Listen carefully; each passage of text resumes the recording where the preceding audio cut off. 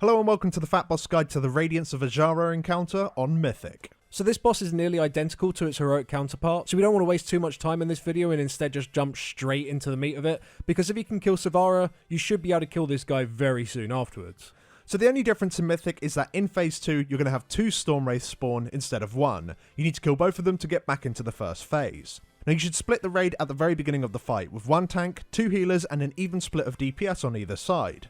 Now these groups should be stacked on the direct opposite sides to each other, one in the east and one in the west. Once Phase 2 comes around, you want to move to the ad that spawned closest to your group and kill it off. Now a couple things to note in the Mythic version of Phase 2. 1, make sure that both ads die roughly at the same time, as once a Stormwraith dies, the safe zone around it despawns and you don't want to be caught out in the storm.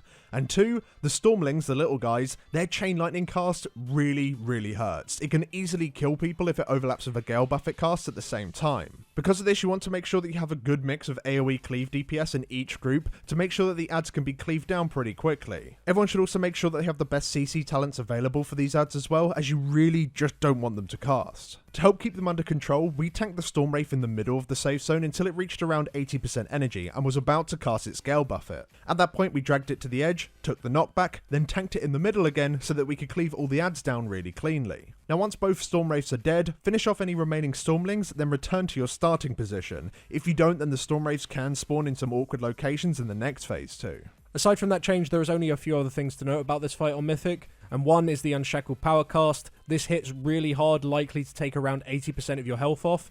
Healers just need to make sure that everyone in the raid is top before this comes out, as otherwise it's likely you're going to die, which means you really need to be shit hot at dodging tornadoes. Getting hit by a tornado with a cast coming very shortly afterwards is probably the easiest way to get yourself killed. And secondly, to watch out for is the arcane bombs. Generally you're going to get 2 per side, which is easily covered by your healer's dispels, but occasionally you can get 3 on a side. Because of this, we recommend that you try and split your priest so a mass dispel can be used to cover that additional debuff. If you don't have that available, then instead people are going to have to use immunities, or simply dispel 1 debuff immediately before dispelling the last one with 2 seconds remaining. But that's really the fight. Make sure you split your raid nicely, kill the phase 2 ads roughly at the same time, and just do what you did on heroic, but slightly cleaner and not getting hit by tornadoes. But thanks for watching, guys. Make sure you go check out our guide for this over on Wowhead if you want to quickly brush up on all the mechanics before you pull the boss, or just want some in-depth tooltips and images to help you out as you progress. A link for that can be found in the description below, and as always, we will see you in the next one. Thanks for watching. Thanks for watching.